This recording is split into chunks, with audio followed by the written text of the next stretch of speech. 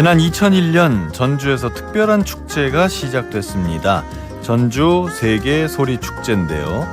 한국 전통음악인 판소리를 근간으로 국악의 다양한 장르와 전 세계 음악을 아우르는 축제죠. 전통음악과 다른 장르의 조합이 지금처럼 익숙하지 않았던 때부터 새로운 길을 개척해 왔습니다. 오늘은 전주 세계소리축제 김희선 집행위원장 모시고 올해로 24회째를 맞이한 축제 이야기를 들어보겠습니다. 어서 오세요. 안녕하세요. 네, 오랜만입니다.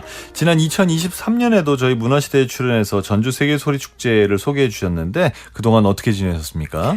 네, 2023년에 제가 처음 집행위원장 맡고 여기 출연했고 네. 그 다음에 작년에도 축제를 만들었고 올해까지 또 열심히 만들고 있고요. 네. 이제 지금 오늘 이제 축제가 D- 이렇게 세고 있는데 네. 이제 뭐 10일 이런 식으로 이제 점차 숫자가 줄어들고 있습니다. 그러게요. 열심히 준비하고 있습니다. 네. 8월 13일부터 17일까지더라고요, 올해는. 네. 그동안에 이제 9월이나 10월에 열렸는데 작년부터는 여름 축제가 됐습니다. 전주 세계소리 축제. 어떤 축제라고 설명하실 수 있습니까?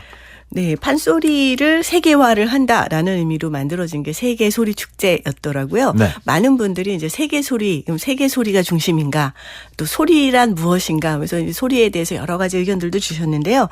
저희 정관 1조에 나와 있기로는 판소리를 중심으로 한국 전통음악을 세계로 알리는 네, 그건 아주 분명한 정체성이고요. 그리고 실제로 저희는 소리라고 하는 자산을 가장 중요한 우리 문화 자원으로 또 오늘의 관객을 만나고 또 오늘의 우리 음악을 미래의 관객에게 보내는 그런 축제라고 소개를 해드릴 수 있겠고요. 작년부터는 저희가 여름부터 시작을 해서 8월에 방학을 또 휴가를 맞는 분들도 축제를 오시기를 기대하면서 또 체류형으로 오랫동안 계실 수 있도록 조금 여유 있도록 여름에 이렇게 축제를 바꿨습니다. 여름 시즌으로. 네. 방학이니까 좀 더 오래 있을 수 있겠군요. 네, 그렇습니다. 작년에 보니까 네. 오신 분들이 가족 단위로 많이 오셨고 또 전북 이외에 전주 밖에 있는 많은 관객들이 오셔서 1박 2일, 2박 3일 이렇게 계시면서 프로그램 다 보고 가시더라고요. 그건 좋네요. 네. 또 올해부터는 소리축제 뮤직 마켓이 열린다면서요? 이건 뭐죠? 네, 이 소리축제 뮤직 마켓은 올해 저희가 시장 거점화 사업, 유통 네. 플랫폼 사업이라고 해서 문화체육관광부하고 예술경영지원센터에서 올 초에 이렇게 지원 사업이 공고가 났었는데요. 전국에서 4개 축제가 거기 선정이 됐고 전통 장르로는 유일하게 소리축제가 선정이 돼서 저희가 마켓을 진행하게 됩니다. 그렇군요. 네. 매년 축제를 관통하는 키워드가 있었고 2001년에는 소리사랑 온누리에 그리고 작년에는 로컬 프리즘 시선의 확장이었고요. 올해 키워드는 뭔가요? 네, 올해 키워드는 본향의 메아리, 영어로는 저희가 Echoes from the Homeland라고 해봤는데요. 이제 홈랜드라는 의미가 좀 중의적일 거라고 생각을 합니다. 그리고 또 여기는 본향이라고 하는 의미가 있는데요. 사실 이 키워드는 제가 올해 개막 공연인 심청의 연출자인 요나킴 로부터 좀 영감을 받은 그런 그 아이디어인데 네. 지금 이제 세계적으로 인기를 끌고 있는 캐드헌이 있지 않습니까? 네. 근데 이 캐드헌의 제작자들도 디아스포라 한국인들. 이에요. 많은 분들이 알고 계시다시피. 그쵸. 그러니까 한국 영토 밖에 있는 한국인을 저희가 이제 디아스포라 한국인 이렇게 지칭할 수 있을 것 같은데 이제 우리 연출가이신 요나킴 선생님도 디아스포라 예술가이고요. 그래서 이 디아스포라 예술가들이 사실은 더 한국의 더 본향 혹은 한국의 뿌리에 대한 관심이 또 높다는 걸 저희가 잘 알고 있지 않습니까? 그래서 저희 올해 이 키워드는 개막 공연으로부터 영감을 얻어서 소리축제의 근간이라고 하는 이 판소리도 실제로는 본향의 뿌리를 두고 있지만 또 이 뿌리에서 여러 지역으로 파생해 나가면서 그 음악이 좀 더 풍성해지고 또 다른 사람들을 만나고 그 과정에서 또 창의적인 새로운 음악들을 만들어내는 그런 데 좀 포착을 해서 좀 중의적인 의미를 갖고 있는데요. 그렇게 하다 보니까 좀 흥미로운 주제가 되었어요. 예를 들면 좀 음악의 장르뿐 아니라 악기, 예술가도 이주를 하면서 계속해서 창조성을 만들어내다 보니까 그렇게 해서 저희가 다양한 축제의 어떤 이 주제를 중심으로 다양한 기획을 또 만들어낼 수 있었습니다. 이주를 중심으로? 악기의 이주, 그다음에 네. 본향, 뿌리 뭐 이런 주제들 그렇게 하다 보니까요.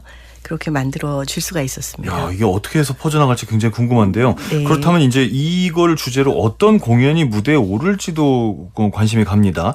전체적인 구성을 좀 소개해 주시겠어요? 네, 소리축제는 판소리를 중심으로 하는 축제라고 아까 말씀드린 듯이 네. 저희가 판소리 5바탕 그리고 젊은 판소리 주자들이 공모를 통해서 또 무대에 오르는 청춘예찬 전문 판소리 이런 공연들이 이제 중심이 되고요. 여기에 올해는 성화결전 그리고 뭐 전주의 아침 같은 아침 마티네 프로그램들 이건 좀 체류형 프로그램입니다. 전날 공연 보시고 아침에 일어나셔서 또 공연을 멋진 한옥에서 보실 수 있는 그런 프로그램들도 있고요. 그리고 또 스페인 포커스 같은 해외 초청 공연들 그리고 실내 공연뿐 아니라 야외 공연으로는 또 저녁에 진행을 하는데요.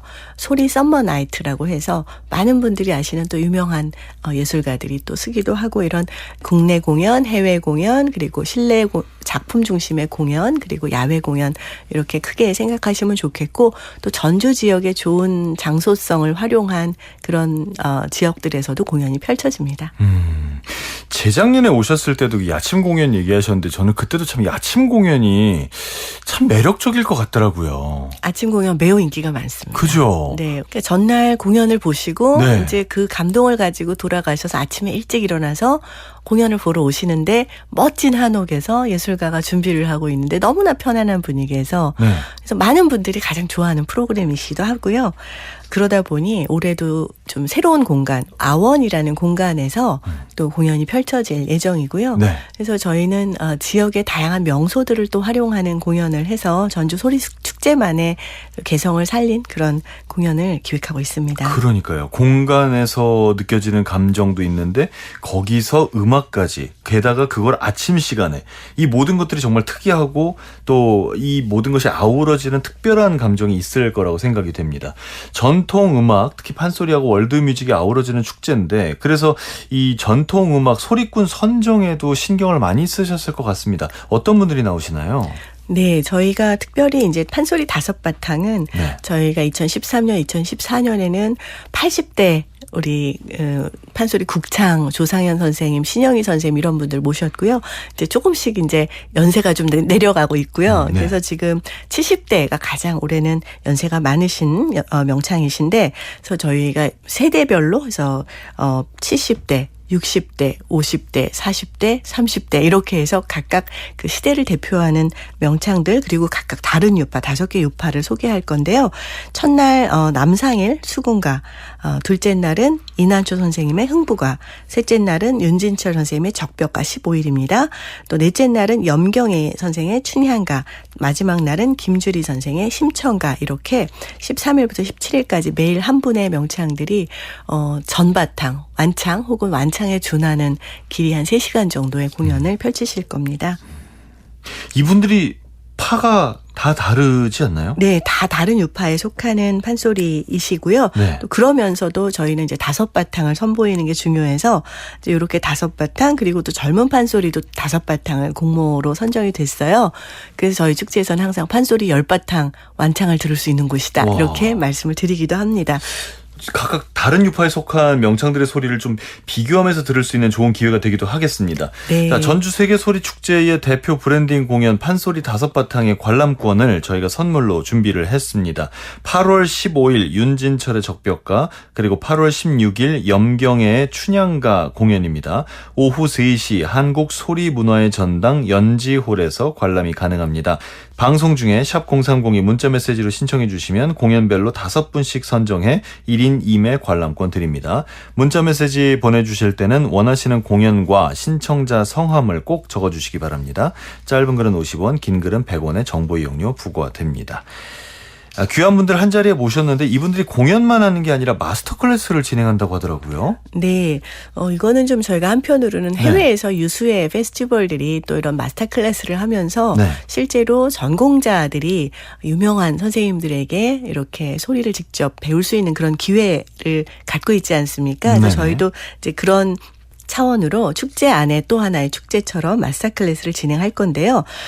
이번 마스터 클래스는 윤진철 명창 또 이난초 명창 두 분이 직접 진행을 해주실 거예요. 그런데 어떨 때는 이제 한국에서 축제들에서나 뭐 혹은 행사에서 마스터 클래스를 하면 일반인들이 소리를 배우는 이런 형식으로들도 많이 하셨는데 저희는 정말로 마스터 클래스 전공생들이 직접 이 명창들에게 소리를 배우는 시간입니다. 그리고 그것을 또 저희가 공개를 해서 일반 관람객들은 그 수업을 또 참관하는 방식으로 공개가 됩니다. 그래서 아마도 다양한 방식으로 소리권의 뭐 자세, 태도, 뭐 성음, 발성, 목 구성, 그래서 실질적으로 소리가 어떻게 전승이 되는가 그 과정을 또 관람객들은 보실 수 있는 재미가 있고 또 실제로 학생들은 대가들, 명창들로부터 직접 소리를 또 배워보는 시간이 될 것 같습니다. 남이 배우는 걸 볼 수 있는 거군요. 그렇습니다. 아유, 되게 재밌겠는데요? 네, 많이 오실 것 같아요. 네.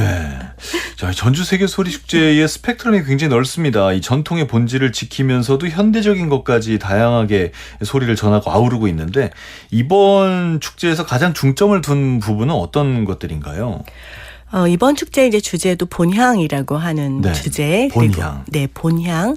그리고 또 메아리라고 하는 이런 주제들 하고 생각을 하면서 저희는 전통의 본질은 무엇인가에 대한 고민을 항상 하게 되는 것 같아요. 그리고 지금 아까 제가 캐대헌 잠깐 또 말씀드렸는데 지금 세계적으로도 K컬처가 약진하고 있는 이 상황을 보면 여기에는 국악에는 무한한 가능성이 있다고 생각을 합니다. 그래서 저희 축제가 이 지금 현재 변화하고 있는 세상 그리고 지금 우리의 예술가들을 우리는 어떻게 함께 손을 잡고 미래로 갈 수 있을까를 저는 사실 항상 고민을 하고 있고요.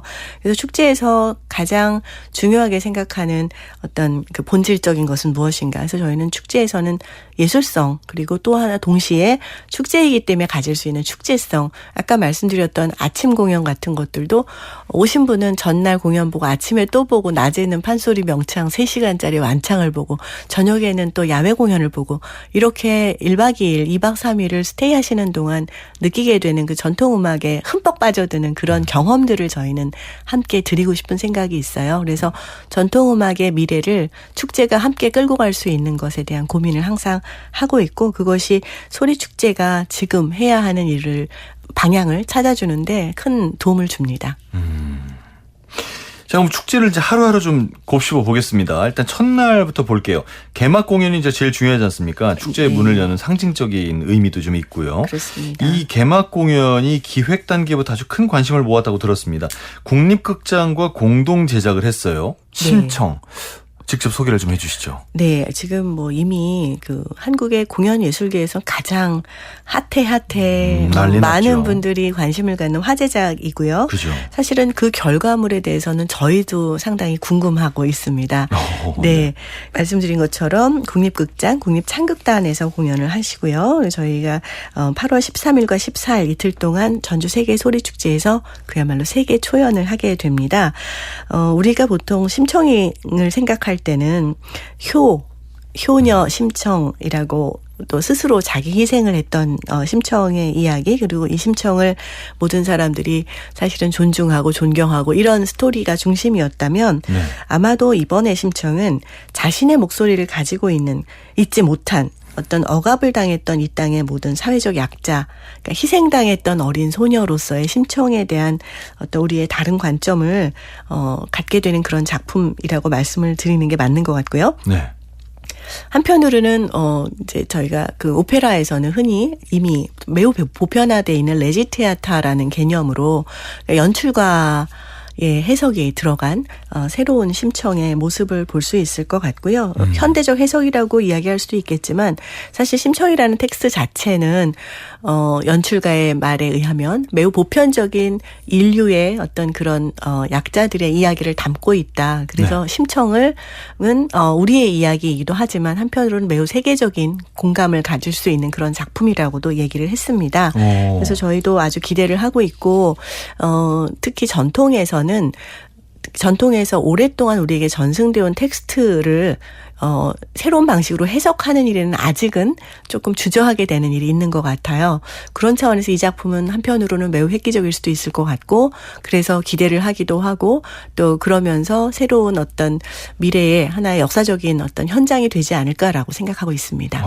굉장히 지금까지 없던 방식인 것 같아요.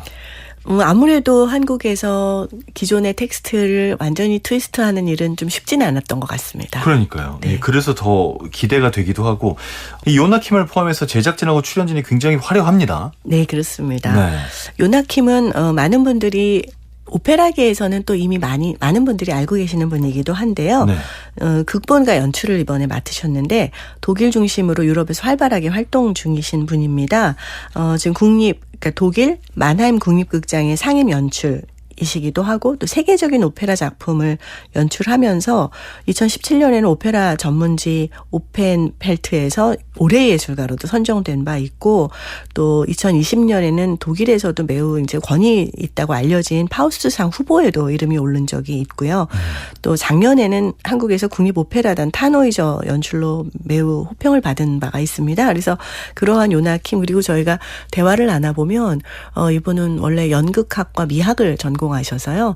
한국을 떠난 지 꽤 오래되셨다고 하는데도 다 사용하시는 단어부터 그 얼마나 사고의 깊이가 깊은지 그래서 저는 더 큰 기대를 하고 있습니다. 어허.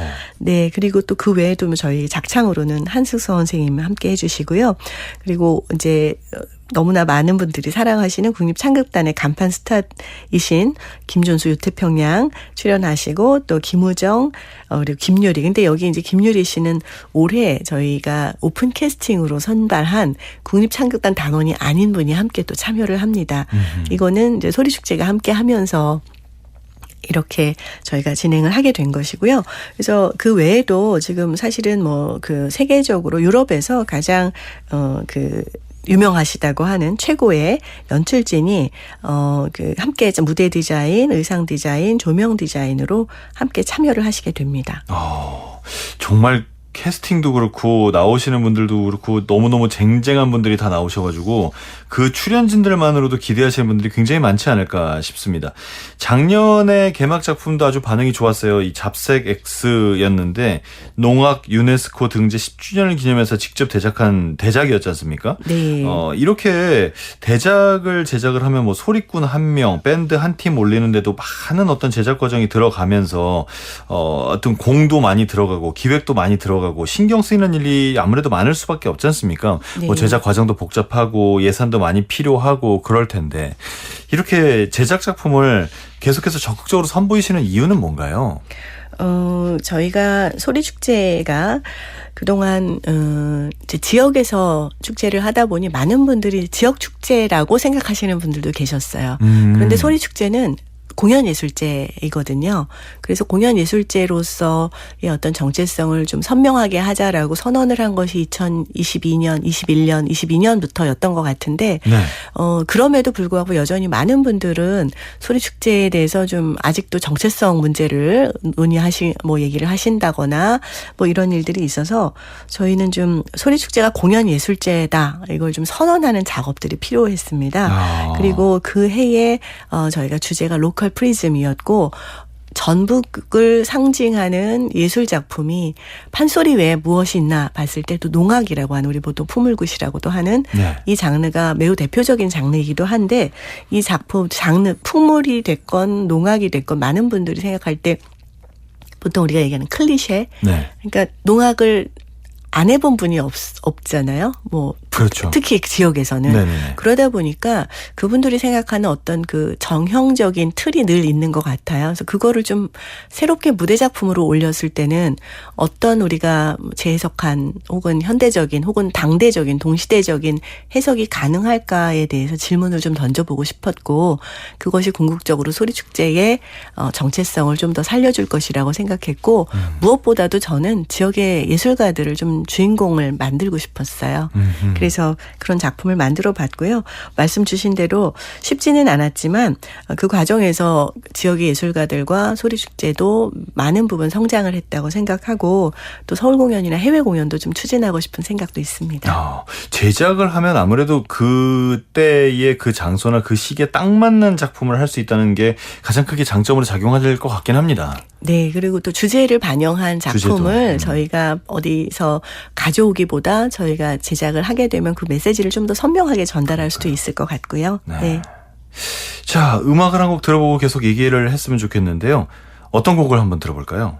네, 아까 저희가 주제 이야기하면서 디아스포라 말씀드렸잖아요. 올해 디아스포라 포커스에서 아주 재미있는 공연 하나가 있는데요. 바로 양금 로드라는 공연이에요. 네. 네, 그래서 양금이 그 유럽에서는 덜시머, 산뚜루 이런 악기 또 결국은 피아노가 되는 합시코드로 왔고 한국으로 와서 아시아로 와서는 중국의 양친 또 한국엔 양금 이렇게 오거든요. 그래서 이 길을 소개하는 것을 저희가 양금 로드라고 하고 공연을 만들었는데요. 네.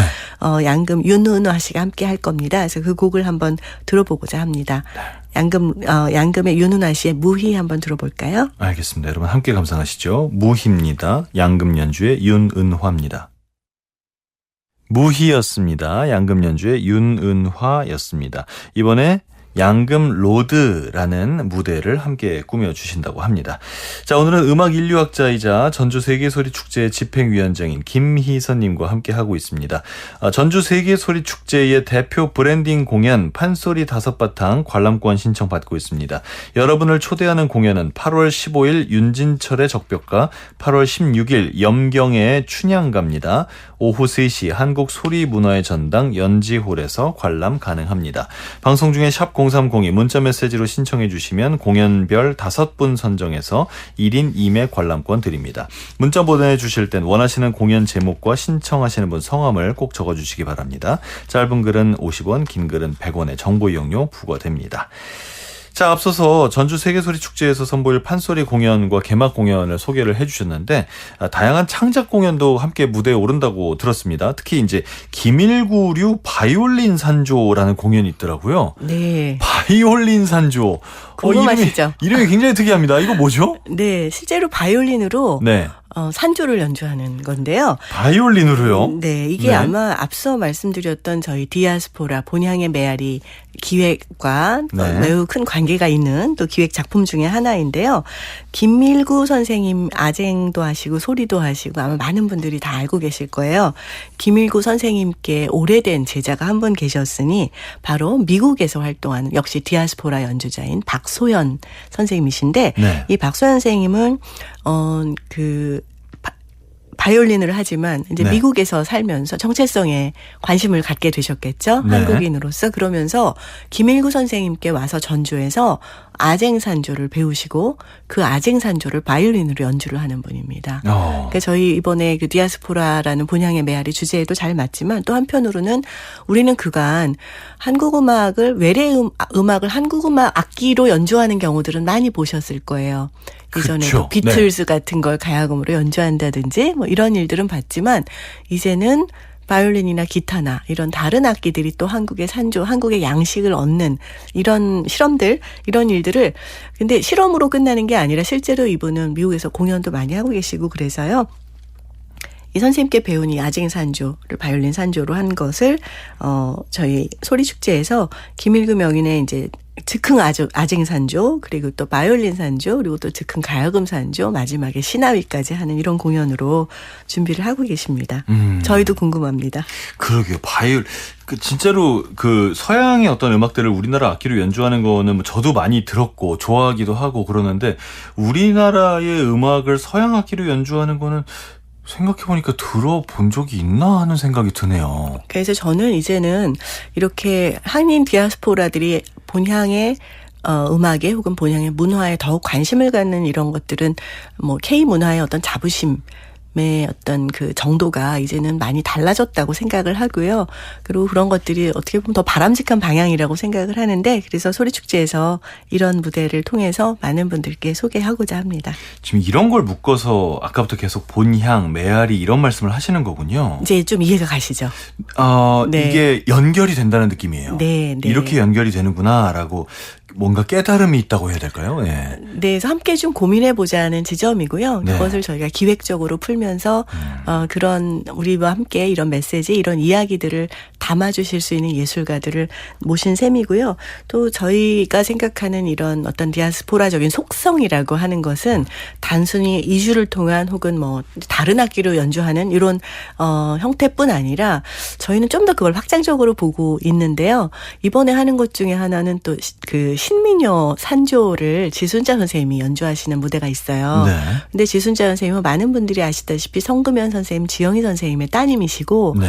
근데 선생님하고 어느 날 우연히 제가 대화를 나누다가 선생님이 1950년대에 성금연 선생님이 갖고 계셨던 만드셨던 신민요들이 있는데 그것이 더 이상 지금 많은 분들이 연주하지 않는다. 잊혀지고 있다. 이런 얘기를 하셨어요. 네.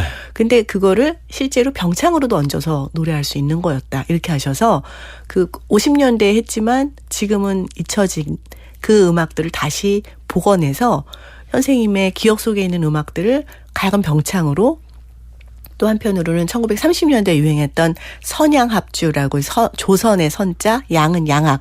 그래서 지금 바이올린이라든지 가야금이 함께하는 반주 형식으로 30년대 이미 유행했던 민요 반주가 있어요. 그래서 그때 이런 말을 썼군요. 선양합주. 네, 선양합주라고 했었어요. 오. 그래서 그런 저희가 과거에 있던 것들 그러나 우리가 대중적으로는 잊혀지거나 알려지지 않은 이런 장르들, 악곡들 또 그 당시에 어떤 연행들, 그런 뭐 추억들 이런 것들을 꺼내서 새로운 기획 공연으로 또 만들었습니다. 재밌네요. 그런 작품들이 많은 분들이 지금 관심을 갖고 계시고, 네. 근데 이게 큰 무대에서 하지는 않아요. 저희가 오히려 또 이거는 아름다운 한옥 공간에서 이런 작품들이 가지고 있는 그 이제 작품성. 뿐 아니라 작품이 가지고 있는 여러 가지 그런 색깔들을 공간성과 함께 보여드리는 것 그것이 또 소리축제가 지향하는 바이기도 합니다. 야, 선양합주. 와, 아니 완전 그 어떻게 보면 요즘 제일 유행하는 재즈 같은 느낌인데 이게 벌써 1930년대 네. 선양합주라는 이름도 네. 있었군요. 이미 있었습니다. 놀랍습니다. 이렇게 계속해서 새로운 걸 발굴해내고 본향의 메아리에 이런 주제랑 계속 연결되는 느낌을 주시다 보니 해외 초청 팀들은 어떤 팀들을 부르셨고 어떤 공연을 구성했을지 아주 궁금해집니다. 스페인, 프랑스, 캐나다, 일본, 폴란드, 브라질 정말 엄청 다양한 국가의 참가자들이 오시네요. 네, 그렇습니다. 저희가 이제 이 본향의 메아리는 궁극적으로는 지금 우리가 이제 그 일명 월드뮤직, 네. 뭐 혹은 전 세계 전통음악 이렇게 얘기를 하는데 이 디아스포라는 전 세계 월드뮤직이 세계화되고 서로 알려지고 또 혹은 그 지역의 음악이 다른 지역에 퍼져 나가는데 가장 중요한 역할을 하거든요. 네. 그래서 사실은 디아스포라적인 속성이란 이야기를 할 때는 전 세계 전통음악 이야기를 또 안 할 수는 없습니다. 그래서 그런 차원에서도 올해의 주제는 저희 전반적으로 소리축제 안에 그 흐르고 있는 중요한 키워드라고 저희는 생각하고 있고요. 올해는 이제 특별히 한국 스페인 수교 75주년이기도 하고요. 한국에 처음으로 스페인 문화원이 또 생겼습니다. 서울에. 그래요? 네. 그래서 스페인 대사관과 문화원에서 협력을 함께 해주셔서 올해는 스페인 포커스라고 해서 스페인에서 각기 다른 음악 장르를 하는 세 그룹을 초청을 했습니다. 그러니까 우리로 치면 한국에도 대중음악을 하는 팀들도 있고 또 국악을 하는 팀도 있고 또 클래식을 하는 팀들도 있지 않겠습니까? 그래서 네. 스페인 음악 문화를 저희가 한꺼번에 좀 이해를 할 수 있도록 또 특히 소리축제의 어떤 장점이기도 한 이런 포용성, 다양성을 담아서 우선 국립극장인 테아트로 레알에서 플라멩코, 한국으로 치면 가장 정통의 플라멩코를 소개하게 되는 셈이고요. 또 미구엘라라고 하는 그룹의 민속음악 그리고 또 리나투르 보네트라는 바이올리니스트인데요. 이분이 또 한국의 예술가들과 함께 바로크 음악을 또 선보입니다. 그래서 스페인 음악의 다양성을 함께 또 보여줄 거고요. 그런가 하면 지금 또 저희가 가장 또 기대하고 있는 분 중에 한 분은 일본의 쇼의 거장이신 미야타 마유미 선생이신데요. 쇼는 한국의 생황 또 중국의 형이라는 악기와 전부 형제 자매간입니다. 아까 양금도 양금 로드가 있듯이 네네. 생도 그런 이제 아시아 안에서 이 악기가 퍼져나간 그 길이 있는데 일본에는 이 쇼라고 하는 악기가 일본의 그 가가쿠를 연주하기도 하는 대표적인 악기인데 이 미야타 마유미 선생이 가장 유명한 이유 중에 하나는 현대음악의 존 케이지라고 하는 많은 분들이 알고 계시는 그런 분들이 이제 음악을 헌정하기도 한 일본 현대음악의 거장이기도 합니다. 그리고 올해 아시아 월드뮤직 어워드를 수상하는 수상자이시기도 해서 수상자의 특별 무대로 저희가 미아타 마유미의 쇼 연주도 있고요. 또 그런가 하면 또 브라질에서는 뭐 펑크, 재즈, 아프로비트, 삼바를 하는 비시가라는 그룹이 오고요. 또 사이프러스에서 무슈 디마니는 여긴 또 지중해 사이키델릭 음악을 합니다. 그리고 또 폴란드 여성 4인조 앙상블 전통 노래를 아이들에게 가르쳐 주실 거고요. 그래서 기본적으로 디아스포라라는 주제 안에서 저희가 모실 수 있는 그 좋은 예술가들, 좋은 작품들을 소리축제 안에 함께 담았습니다. 와, 또 이 오시는 이 다양한 국적의 참가자분들은 완전 또 그 나라의 전통을 추구하는 분들이네요. 네, 그렇습니다. 네. 특히 스페인 포커스는 아까 말씀드린 것처럼 그 나라에 있는 또 다양한 장르들을 다 포괄을 했기 때문에 오셔서 관람 전부 세 개의 공연을 다 보시면 더 좋지 않을까 생각합니다. 근데 저는 참 그런 것도 궁금한데 이 분들이 뭐 스페인도 마찬가지고 아까 일본의 생황의 거장이라고 하신 분도 마찬가지인데 그 나라에선 다 대가들이시잖아요. 네. 전주 세계소리축제 와주세요. 그럼 다 네 갈게요. 그러고 다 옵니까?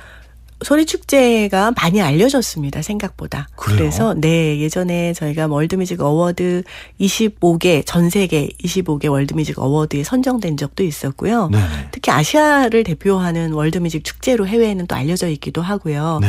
또 전통음악을 이렇게 올곧게 축제의 주제로 하는 축제들이 많지는 않기 때문에 그런 차원에서 소리축제는 글로벌하게도 그 축제 업계에서도 상당히 많이 알려진 축제여서 저희한테 사실 매년 공연을 오겠다는 초청해 줄 수 있냐 혹은 우리를 소개해 달라고 하는 레터를 뭐 수천 장 받습니다. 사실. 그래요? 네, 네. 굉장히 인기 많은 축제군요. 좋으시겠습니다.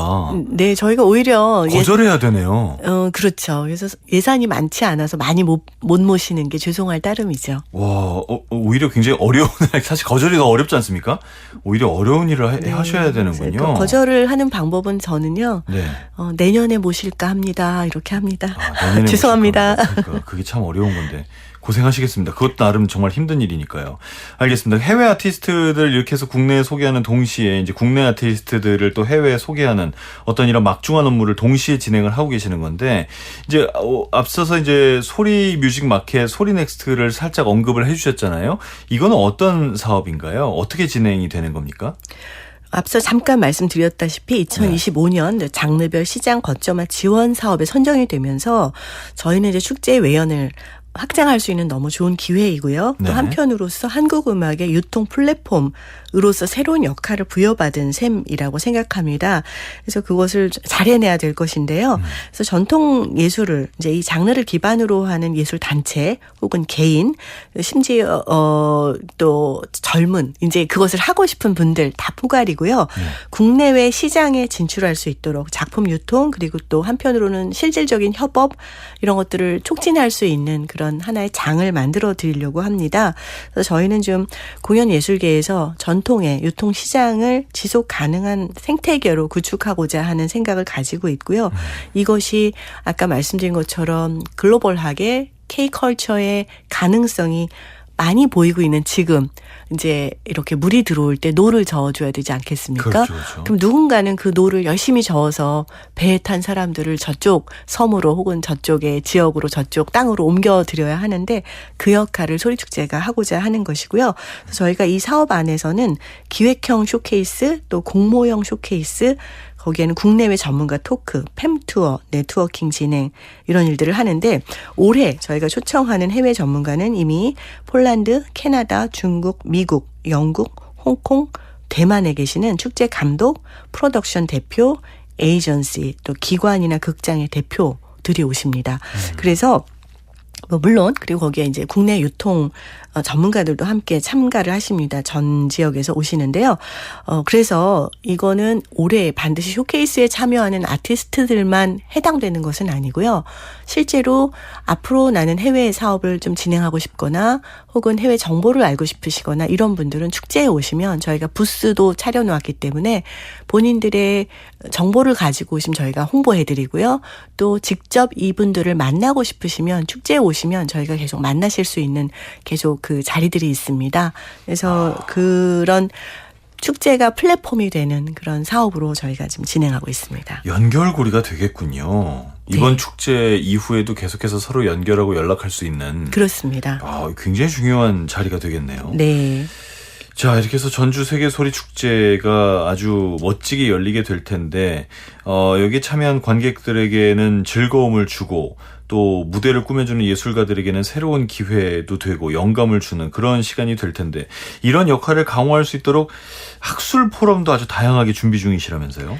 네, 저희가 학술 포럼을 작년부터 이제 시작을 했었는데요. 네. 하루 정도 하자 이렇게 했다가 일이 점점 커져서 축제를 하는 닷새 내내 5개 학회가 와서 학회를 합니다. 그래서 저희가 올해는 대주제로 지역과 세계를 잇는 창조적 플랫폼 이렇게 해서 이제 저희가 올해 주제인 디아스포라에 대한 얘기도 하고 또 공연 예술의 어떤 축제에서의 미래와 과제에 대한 이야기들도 하는 그런 포럼들이 진행될 것 같습니다.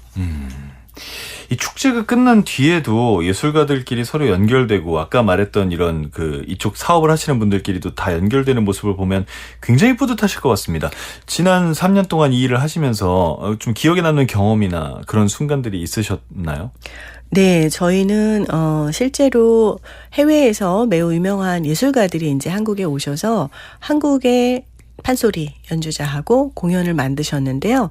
그 공연으로 캐나다에 공연을 또 가셨어요. 네. 근데 그 캐나다에서도 마켓에서 그게 소개가 돼서 오, 지금 네. 캐나다 투어 그리고 유럽 투어까지 잡힌 상황입니다. 네. 그래서 이런 일들이 실질적으로 벌어지는 곳이 바로 축제이고 또 실제로 그 공연은 우리가 많은 또 관객들도 좋아하셨던 공연이었어요. 그래서 축제가 할 수 있는 일은 많다고 생각하고 있습니다. 이런 게 있어. 이런 거에서 혹시 이렇게 되면 감사의 인사가 옵니까? 그럼요. 감사 그래요? 인사도 하시고 또 네. 다른 공연장에서 만나면 반갑게 인사해 주시고 또 그분들을 통해서 저희는 또 다른 축제나 다른 기관들이 소리축제에 대한 신뢰도가 높아지니까 저희 명성이 높아져. 왜냐하면 그분들이 다니면서 우린 소리축제에서 만났어. 이렇게 하시니까 소리축제에는 보이는 보이지 않는 중요한 자산이 되는 것이기도 하죠. 엄청 뿌듯하시겠습니다. 행복합니다. 그럴 때. 그러니까요. 네. 자, 그럼 이렇게 해서 세계 소리 축제를 쭉 진행을 하실 텐데 이 마지막 마무리는 또 폐막 공연이 할 거 아닙니까? 네, 그렇습니다. 폐막 공연은 누가 합니까? 올해 폐막 공연은 아는미 컴퍼니 조상님께 바치는 댄스를 올리기로 했어요. 조상님께 바치는 댄스. 네, 이제 아는미 선생님은 세계적으로 가장 널리 알려진 한국을 대표하는 안무가이시고요.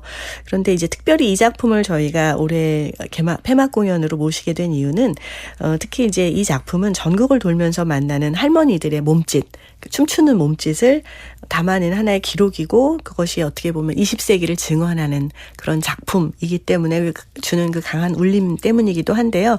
특별히 이제 올해 광복 80주년을 맞이해서 광복둥이 1945년생을 포함하신 전북의 이제 할머니들을 모시고 전문 무용수들이 함께 공연을 하는 것이라서요. 지역과 함께하는 것, 그다음에 시대를 관통하는 소리축제의 정신, 그리고 또 함께 춤추고 놀면서 마무리하는 축제성을 가장 잘 보여주실 것이라고 생각해서 함께 모시게 됐습니다. 전국의 할머니들께. 네. 마무리다운 공연이 되겠네요. 네, 함께 즐겁게 춤추고 놀면서 마무리하자 이겁니다. 내년 축제 또 오세요. 이겁니다. 내년 축제가 오고 싶어지지 않을까 싶습니다. 네. 전주 세계 소리 축제 이번에 정말 잘 되기를 기원하고요. 끝으로 오늘 마무리 질문이 될 텐데 우리 관객과 예술가들에게 네. 이번 전주 세계 소리 축제가 어떤 경험이 되길 기대하십니까? 저는 이거는 뭐 늘 생각하고 있는 것인데요. 예술가들에게는 누구나 서고 싶은 무대, 그렇지만 그러기 위해서는 좀 권위가 있는 무대로서 예술가들에게는 명성과 권위가 있는 무대이기를 바라고요. 관객들에게는 잊지 못할 추억이 되기를 바라고 또 우리 국악계에는 역사가 되기를 바랍니다. 엄청 거창하신데요? 네, 그렇습니다. 왜냐하면 저희는 이런 일이 있어요. 소리축제 예전에 무대 쓰셨던 선생님들의 영상을 저희는 갖고 있잖아요. 네네. 근데 그런 영상이나 그러니까 물론 국악방송도 그런 아카이빙 하고 계시잖아요. 네. 시간이 지났을 때 그런 공연 영상들이 너무 귀한데 소리축제는 늘 당대의 최고의 명인들 명창들이 오셨기 때문에 그 자체로 시간이 지난 후에는 역사가 되어 있더라고요. 전 참 이런 축제가 한 회 한 회가 잘 만들어지는 것도 매우 중요하지만 이렇게 20년씩 지나면서 쭉 멋진 공연들이 쌓여져 왔다라는 것 자체가 이제는 힘이 되는 시대가 된 것 같아요. 그것이 우리의 힘이고 우리 네. 음악의 힘이라고 생각합니다. 그러니까요. 그래서 올해도 멋지게 해내시고 올해 멋지게 해낸 걸 또 한 해를 얹어서 계속해서 멋진 축제로 만들어 나가시길 기원하겠습니다. 자, 이렇게 해서 오늘 전주 세계소리축제 집행위원장이신 김희선 위원장님과 오늘 이 시간 함께했습니다. 오늘 시간 내주셔서 감사합니다. 감사합니다.